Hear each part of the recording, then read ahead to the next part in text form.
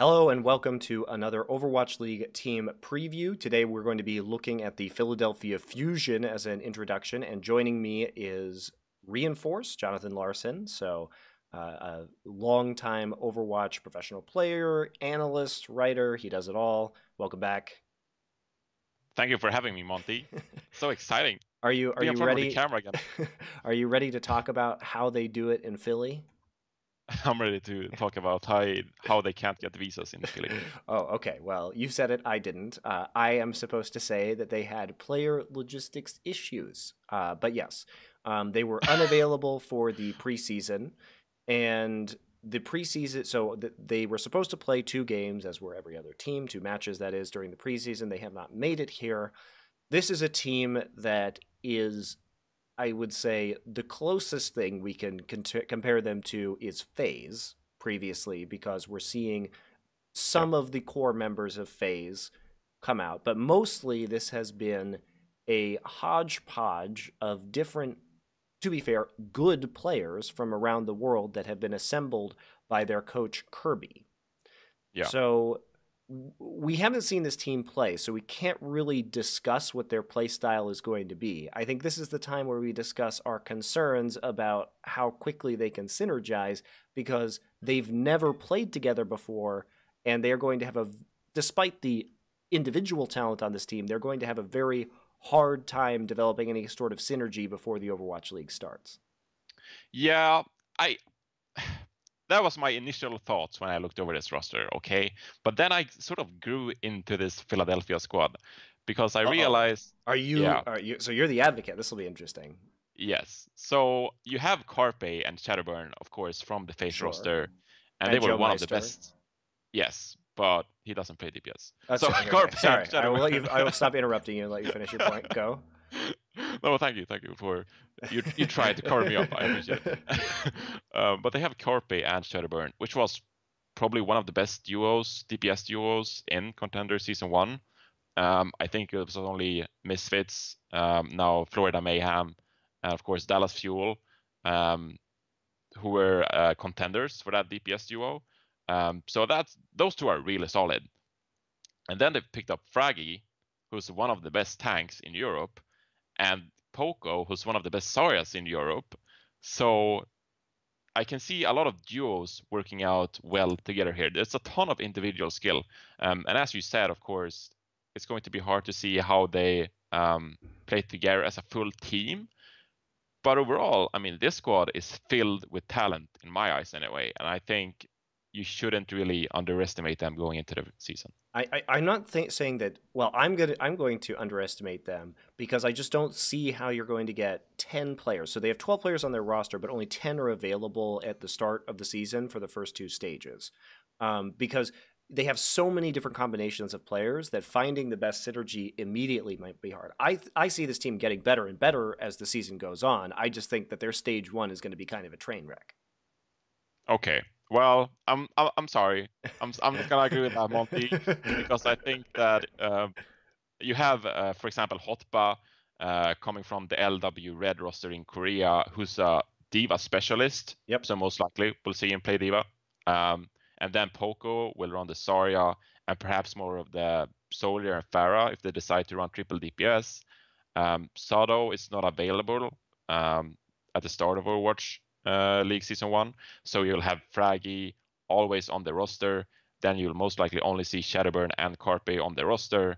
And you'll probably only see Boombox, I'd say, together with Joe Meister or Neptuno, depending on what Lucio you opt for. Or So who's I better don't at playing think, Mercy, honestly.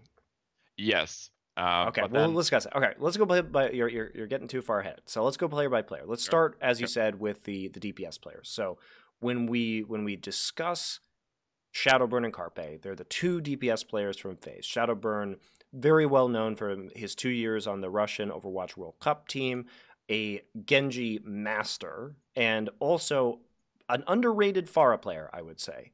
A Yeah, very good sure. Pharah player as well. But these are the 2 heroes that we think about when we think about Shadowburn.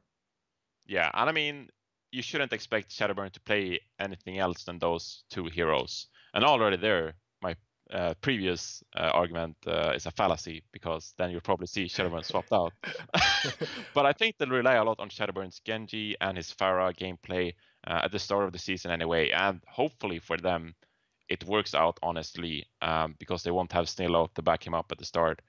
But Shadowburn, he's such a good player, so I can't see them underperforming with this guy on the team too much, because his Genji, he's known for these amazing Dragon Blades, and the speed of which he charges his ultimate, really, the precision with the shurikens. So he's one of my favorite players. Now, because he's so good at his hero, right? Everyone decides to always focus down Shadowburn and That's always true. kill him. So when you watch Shadowburn play, he's super paranoid about always dying. So if he takes 10 damage, I mean, he's out of the team fight. He dashes back to his back line. He wants the orb, the healing orb, that is. So that is one of the big problems, I'd say, with his playstyle specifically, is that he's a bit too passive at times, because he gets shut down so easily on this Genji, because everyone knows that he's so good on this hero. So when we talk about his partner, Carpe is a Korean player who's been playing in the West with FaZe for basically most of 2017 now. And Yeah. he's been, of course, playing Tracer, which he's very good at, but he has a lot of versatility. I mean, his McCree and his Soldier Yeah. are also very scary. So Yeah. Carpe is a diverse player, and he just racks up kills like nobody else. I mean, it was ridiculous how many eliminations, 60 plus eliminations he was getting in some of these contenders games. Yeah, and also the Widowmaker. I mean, he loves to bring out the Widowmaker and True. just kill people. And I think for the past 2 or 3 seasons, he's always clinched the #1 spot on the ladder. So I mean, that just speaks more to his individual skill and how he can just carry games by himself. So teaming him Carpe up with Shadowburn, I mean, there's such a lethal threat, really. And I'm just a big fan of them overall. It's hard to really talk about any flaws of Carpe. I can't really come up with any flaws of he's Carpe definitely as a one of the player. best players in the league. So Yes. that's the star player and the versatile player on this roster to definitely Yeah. keep an eye on. So Yeah. they're adding a player named Echo, who is an Israeli player who played on the Israeli World Cup team, who is, as I understand it, a very famous player because of his performance in the European ladder. Have you encountered him there? Yes. Yes. I played him a couple of times, and I mean, he hasn't really built up his reputation in the Overwatch scene. I'd say he's never really been on a big team, but everyone knows he's a skilled player, of course. But that doesn't necessarily translate to the team environment He and has playing on been stage. he has been playing locally on a professional team in Israel for what Yeah. it's worth. So it's not like he doesn't have any experience, but he Yeah. doesn't have any big LAN experience outside of one weekend at the Overwatch World Cup. Yeah. But I'd say bringing him in to Overwatch League is a risk. So unless you're really confident in this guy, um, I mean, he's a really young player. He's 18 years old, of course. So he can develop in maybe a year or two to an extremely good player. And that's perhaps maybe why they brought him in the first place, because they spot him as a talented prodigy. They want to develop in case they can't rely on Shadowburn as much. But overall, it's hard to say a lot of things about Echo as a player, because he hasn't really been able to showcase any of his skill on the scene. Yeah, and he was briefly as a trial player on Complexity, early in 2017, and then he was playing on Zen Gaming, which is an Israeli team. But again, we're still waiting to see a lot more from this player as to what he can do. Genji and Tracer player, which is interesting that they would pick up a sort of backup Genji Tracer player, considering they have Shadowburn and Carpe. So I'm Yeah. not really sure what the expectations are here. He may have diversified his hero pool in a way that made him attractive to the coaching staff, but it's a question mark that we're waiting on. Yeah, it's a bit unfair. I mean, they could just offload him to like Florida Mayhem just for the They sake of could. it. They don't really need this guy, so I mean, they can just Maybe they'll trade him. share the wealth. Yeah, trade him. Maybe they'll trade Share him. the wealth. We don't know that. Yeah. So let's talk about Fraggy, because you brought him up. He's been a legacy tank player, Finnish player, won Overwatch Contender Season 1 in Europe as part of that all Finnish Giganti roster, known as a very good Reinhardt player. Yeah. But has also really Well, diversified nicely into Winston. So, but typically he'll play Reinhardt whenever he's given the opportunity. yes, and a very aggressive Reinhardt at that. When I played versus him, I consider myself a pretty good Reinhardt, right? And a But then very you go up aggressive. against Frag. You're also very aggressive, Reinhardt. So Yeah, but even I couldn't, conquer Fraggy because he just ran over me and I felt useless. I felt abused. Fraggy, it was just too much to handle. And to be fair, I mean, they put a lot of utility onto Fraggy for him to play this aggressive. I mean, you often saw him getting help putting like enemy discords on the enemy Reinhardts. And then, of course, a lot of Ana healing, Naughty Boots, etc. But he's a really good aggressive Reinhardt player, I'd say. And his Winston hasn't really been up to par until very recently. he's a sneaky And Winston, by the way. He's like a weird flanking Winston. yeah, he's an odd player because he He's a plays weird player. yeah, He like walks up around the flank on Winston. Like he'll like walk up to even you. on Reinhardt. Yeah, he'll just like walk up on the flank and he'll save his movement abilities to like jump back out. It's really weird. Yeah, I mean, Frag is the type of Reinhardt to take the elevators up on Hollywood and just bash on Widowmakers on the rooftops. And you're like, why are you here? Don't you have anything better to do? um, but yeah, I mean, I think everyone loves Fraggy because he's so unique Yeah, he's and a weird player, but he's fun to watch. yeah, yeah, he's really fun to watch. And of course, sometimes it backfires, but everyone appreciates him so much, so no one really wants to complain about it. Yeah, keep going aggressive, keep taking the elevators. We don't need a shield, just go do your thing. So everyone loves Fraggy, and it's really exciting to have him here in the Overwatch League Season 1. So you touched on the off tanks, which have very unique specialties. So Poco's coming off of a pretty good showing in Contenders Season 1 in Europe on an all French roster called Gamers Origin, which I really defied a lot of people's expectations. They did Yeah. way better than most people thought they would. And Poco was a big part of that. So he's mostly a Zarya player. So how do you feel about Poco? Yeah. I mean, I think we'll only expect him to bring out the Zarya mostly, given that you have Hotba, which we'll touch on later, who's a diva specialist. But Poco, yeah, his Zarya. I remember us sitting in the green room for Contender Season 1, and we just look at the stats of Poco and be like, this is insane. He's like top of the leaderboard on every single stat for his Zarya gameplay. Yeah. So I think he's a great addition if you can manage to make him partner up, perhaps like Reinhardt Zarya with Fraggy. And I think those two players will complement each other really well. So I'm really excited to see Poco play the Zarya. But apart from that, his diva is not as good. I'd say he can maybe bring out a soldier, but it's not as good either. So perhaps they have a bit of a flexibility problem when it comes to the off-tank role. But I mean, if Philadelphia gets what they want, they'll perhaps only run Poco on the Zarya and Hotba on the diva.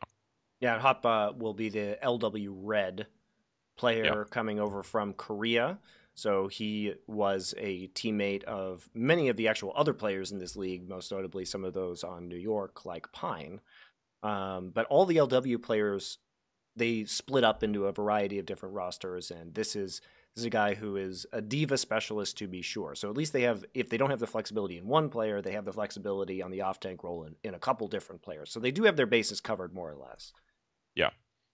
And of course, Hotba playing for LW Red. It's a team that not a lot of people have heard about because they didn't really achieve anything over in Korea. But they spent a lot of manage to time in beat. like challengers, basically in Apex Yeah. challengers. But they did make Apex Season 4. So Yes, and they did actually manage to beat GC Busan in the group stage before GC Busan went on to win the entire thing. And then the team just fell apart because it just got picked apart, basically, as you said. One player Pine went to New York, of course, and then you had some go to Kongdu, Pantera, etc. So this was a really good team, and Hotba as a diva specialist is going to be really exciting to see how he performs because he was one of the most integral parts of that team. So moving to the supports, we have Boombox, who a lot of people are going to know from the United Kingdom Overwatch World Cup team or from his performances on United most recently. So this guy is one of the best Zenyatta players in the West, known for opening fights with like incredible right-click headshot kills. Like what's great about having Boombox on your team is oftentimes you are fighting at a 6 versus 5 advantage because he's already killed one of their DPS players before the fight can even begin. Yeah, and he really peaked, I'd say, in the summer of 2017. Then we saw United struggle a bit in Contender Season 1. So it's hard to know how much that was at the fault of Boombox, perhaps not finding those initial picks, because while he did, it was not as many as we saw earlier in the year. And so going into Overwatch League Season 1, there's a question mark here, I'd say, for Boombox to see how he performs and if he can live up to expectations, because there is a lot of expectations on Boombox to find those picks on the Zenyatta, and everyone wants to believe that he's a really talented, individually skilled Zenyatta and Ana player. But given that they didn't have a lot of success in Contender Season 1 with the United, there is a question mark here, I'd say, and we'll have to wait and see how he performs. So the other flex support that they have is Dayfly. So Dayfly is a really interesting Korean player because he was one of the first professional Overwatch players in Korea back on the old MIG Frost roster, which is the roster that later became Africa Blue. And then he plays in the first season of Apex, and he wasn't spectacular, and he gets cut from this roster in January. Then, later in the year, he resurfaces on a team called Ardiant. And Ardiant is weird because they are a Korean team that went to compete in Taipei in the Overwatch Pacific Championship. So they were up against Taiwanese teams, Australian teams, Thai teams, and other teams from Southeast Asia. And Ardiant, even though they're not competing in Apex, the top league, they absolutely smash the season 2 and take a very easy first place victory. And now he's been picked up by the Philadelphia Fusion. So he was a decent flex support player back in the day, but we haven't seen him compete against the best in quite some time. Yeah, and it was weird, right? Because they won with Ardiant, the Oceanic division, of course, and then he left the team. And I don't think he left for Philadelphia Fusion. So the question that begs the question, of course. That's true. He did leave in August. Why was he? Yeah. So why was he removed from the Ardiant roster? But they of course picked him up, and I'd say he's a bit more of an Ana specialist. Yep. He has of course played as Zenyatta, but is most notorious for his Ana play. But is it really worth swapping out Boombox for an Ana specialist? We'll have to see if he's added for the sake of depth to this team, or if he's supposed to flex in and out of this squad, or be subbed in and out from this squad. Well, because he's so good on this Ana. Well, also, is he going to be a good Mercy player? We haven't seen him play in this meta, so we don't really know exactly who is going to be the Mercy player on this roster. Because as we transition to Joe Meister, who comes from FaZe. Now, Joe Meister is a very intelligent player, really good game sense, but he's been primarily a Lucio player. And when he was playing, sure, he made the finals of the Overwatch World Cup on Team Canada, but his Mercy was pretty underwhelming, I felt, in that tournament. And maybe he just needed more time to get used to that role. But it was not the greatest Mercy play I've ever seen. And is he going to be able to diversify outside of that Lucio role? Yeah, on paper, he looks like just another one of these Lucio specialists who's brought into a team because of his great shot calling, essentially. But as you said, we don't really know any, can he perform on Mercy up to expectations? I don't think so. I don't think he'll be able to adapt in time. But because he's so big of a presence on the shot calling side of things, I think it's going to complicate the process of finding a leader in this Philadelphia Fusion squad, because usually you want someone who's consistently playing, who's consistently a shot caller that people listen to. And Joe Meister is that player, but he can't really flex from the Lucio. So it's going to be hard to work this guy into your team, I'd say, in the current meta anyway. Well, and not only that, you have Joe Meister. Well, maybe Joe moves into more of a coaching position eventually. I don't know. Yeah. But that would be certainly a possibility for him. But not only do you have this one Lucio player, but you have another Lucio player, Neptuno, who's been bouncing around from European team to European team for his Overwatch career now. But he has been playing basically since the beginning. He was a former Counter-Strike player. And he has been, he's always impressed me with his mechanical ability. Yeah, for sure. He's one of the more mechanical Lucio players, I'd say. And then he's vocal, exactly like Joe Meister. Then he can also bring out the Sombra, so he's more flexible than Joe Meister.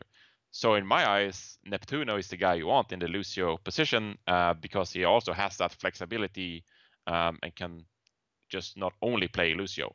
Now his Mercy, we don't really know either how good it is. But overall, I'd say he's an maybe upgraded version of Joe Meister. If it clicks as well as Joe Meister does with Carpe and Shadowburn. Of course, Joe Meister has the Really history good of playing synergy with with, those. yeah, with Carpe and Shadowburn, which Neptuno doesn't have. So I think it will be interesting to see how these two fight for the starting spot on this roster, given that they sort of fill the same role, but they have different strengths in that role. I think probably if I was Philadelphia, I'd be playing Joe Meister at least at first because you already Yeah. have that synergy and you don't have a lot of time to develop it right now. But we might see more Neptuno as things progress. So we have 2 players on this roster who are currently unavailable to play. One of these players is Snillo, who's currently 17, so he will be available halfway through the first season. He was a standout young tracer player on 1-2-3 after mistakes left.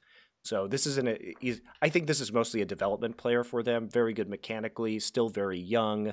We'll see which role he fills. A little bit weird again. We have like Carpe, Echo, and Snillo who all kind of do the same thing. So I'm intrigued to see what they're going to do with these guys.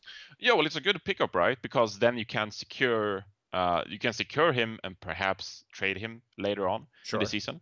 So economically, I'd say it's a pretty good move to pick up this guy because he's one of the best upcoming talents anyway. And I'd expect him to have a starting spot in this league at least in 2 years. Because he is so good on the Soldier and Tracer, of course. So I think it's a really solid pickup, but he won't see a lot of play time perhaps the first season because you'll have Carpe at first when he's unavailable, and then later on when he does become available to play in the league, then Carpe has already played so much with the rest of the team that you perhaps don't really want to bring him in for those key matchups. So I don't think we'll see Snillo play a lot in the first season of Overwatch League, but he's a really solid pickup and good prodigy. Yeah, I agree. I think as a scouting talent, he has a lot of value. And then we come to their suspended player. So this is an interesting. Sado is a Korean player who has never played professionally, yet still managed to get suspended. So he has been suspended for the first 3 stages. So he will only be available in the 4th stage and the playoffs. He's a tank player. He was suspended for account boosting in Korea. And he had never had a chance to play professionally because he was a known booster, but it was picked up by Philly, who may or may not have known that. I don't know. But he was always thought of as having a lot of raw skill, but we don't know what he can do on a professional team, and I guess we're not going to find out for a while, unfortunately. Yeah, so the only thing I can rationalize Sado on the squad is in case Hotba on the Diva struggles to necessarily gel well with Fragi, they perhaps want a He's a Korean main tank. Yeah, he's a main tank. Yeah, okay. So, yeah, I see what you're saying. So perhaps they want a Korean main tank that can synchronize well with Hotba if Hotba and Fragi struggles to build any sort of synergy. And then you have a really good Winston and Diva pair, for example, on the control maps where we usually see a lot of the Winston and the Diva. So that's my only real, thought process behind them picking up Sado as a player. But then that just fell apart when he was unfortunately banned for 30 games, I think it was. So moving to the coaching staff, their head coach is a guy named Carpe, who's been on shows with me and Thorn in the past. He's a French head coach that was got by this roster. He previously coached Hammers 1-2-3 and has now been picked up for the Philadelphia Fusion. So what have he seems like a smart guy. I don't know about his specific coaching abilities. What have you heard about him? I think he's one of the better coaches, actually. And when you look at his prior teams, he's coached before. I can't remember the name on top of my head. He coached one of the teams going into Takeover 2 that actually ended up beating us. So I should remember his team. Was it Hammers or 1-2? It was Hammers. Yes, it was Hammers. It was Hammers. And they didn't manage to qualify for Contender Season 0. But this team was really known for their tank play, specifically the triple tank play. It was the start of 2017. We saw a lot of triple tank meta. And following that meta, we started seeing a lot more dive, etc. But Hammers failed to adapt. But at the time, they were really known for their tank play. and they continue to just play tanks throughout the lifetime of time span of the team. And much to the credit of Kirby, I'd say, because he was so able to perfect everything about this tank playstyle. So I do think that while they didn't really have the right puzzle pieces in his prior teams, I think this is a really good chance and opportunity for him to solidify himself as a really talented coach. And knowing the guy and what he did with that Hammer squad. He also coached 1-3 actually Yes, for some time in Contender Season 1, which managed to surprise people by clinching a playoff spot. So I'm really excited personally to see Kirby, and I think at the end of this season, a lot more teams are going to recognize the name Kirby. And he's got 2 assistant coaches, named Hui, who is coming from the FaZe roster. He's a Korean coach who speaks English. So he at least will also serve as a bridge, I think, between the Korean players and the rest of the players. And then they have Hayes, who is the coach of E United, formerly a British coach. So they sort of hitting all the notes right now. What have you heard about Hui or Hayes? Well, I think they picked up Wii, right, from the FaZe From roster. FaZe, yes. Yes. Used to coaching the FaZe players, can speak Korean and English, yeah. Yeah. So I'm sure he was also instrumental in getting the other Korean players on the roster, the new ones. Yes, exactly. And, get them to learn English and whatnot. So I think Carpe is probably really happy that they brought him with him. And I'm really happy that they brought in 3 guys as coaches here, because you're really trying to perfect things as much as possible and not necessarily lean on one single coach to get everything right. So you have who's a bit of a translator, try to get the team to gel a bit better, which is really needed in this squad that doesn't have a lot of player experience playing with each other. And then you have Hayes as a backup coach who can perhaps focus on one aspect of the gameplay and sort of help lay off some of the work that Kirby has to deal with. And then, of course, you have Kirby as the head coach, I'd say, that gets to do more of the major moves in the squad. So I think overall, I'm really happy they have 3 guys on the coaching staff, and they're all needed. Yeah, they also have Beezy as an analyst, and I spoke with him here in LA, and he was a former financial analyst actually, so a good guy with stats and wants to really bring a lot to this team. So it seems like their infrastructure all over, overall is really good. So hopefully they'll be able to adapt and really get that synergy going, get the communication and teamwork going faster than perhaps they would have without all these other people helping them. Yeah, but then again, a lot of these players, I'd say, are really young, and perhaps it seems like they're aiming for at least next season to be really good, while this season they might underperform slightly in comparison. There's also the concern that because they already have 12 players, that they aren't going to be, like, if they really need a different kind of player, they're going to have to trade somebody off of their roster because their roster is full. So any mid-season adaptations that they're looking to undergo might be a little bit more challenging. It's not like the good old days when you can just kick someone. No, they're real contracts now. Sorry. Oh, okay, fair enough. They might struggle. You would have wished for those days, right? If only we could turn back time, right? Come on, right? man. Reinforce. If only they started signing out contracts earlier this year, man. But that's the case that we're in with this Philadelphia team. So what you're bullish on this team? You like them. So what I'm not bearish. I'm bullish. I'm bearish. You're bullish. Okay. So I think this is a team that's going to slowly ramp up. But I think a best case scenario with this team, considering that they're coming in so raw, and I think they're going to have a rough stage 1 and stage 2. By the end of stage 4, I'd say 7th or 8th is like the best we could hope for. Yeah, but I mean, I'd agree with that. So perhaps we're not too far. I'm saying that's the best case. I'm gonna say, like, I expect them end of the season 8th or 9th is what I think. Okay, well, 7th is super. 7th. You say 7th, so they're not going to be a playoff team. I mean, they're not going to be better than London. They're not going to be better than Dallas, Seoul. Then it's maybe they'll be better than, say, Gladiators or Valiant, I'd say. Yeah, are they going to be better? Because, so we can say top 4 is probably going to be the 3 Korean teams and Dallas. So Seoul, New York, London, Dallas. So then I would say, you've got Valiant and Houston in that top 6. And I think that if Philadelphia had more time prior to the season, they would be considered a possible playoff team. But I just don't see them. I see them taking a lot of losses early, which will hurt their overall record in the end. I mean, I'll agree with you. I'll just say that I'm more bullish on their chances of getting to the playoffs, and I think there's a big chance they might actually beat the Houston Outlaws. Okay. Then the Valiant, I'd say it's a bit tougher to call, but overall, I'm really bullish on this team, and perhaps, yeah, I'm pretty bullish on them making the playoffs, but it's going to be close. I think this is a team that's going to do way better in season 2 than season 1. Yeah. Like that's I see this as more of a long-term season 2, season 3 like great team, as opposed to something that's going to immediately work right off the bat. But at least the parts that they have are good so far. It's just a matter of putting them together. Yeah, absolutely.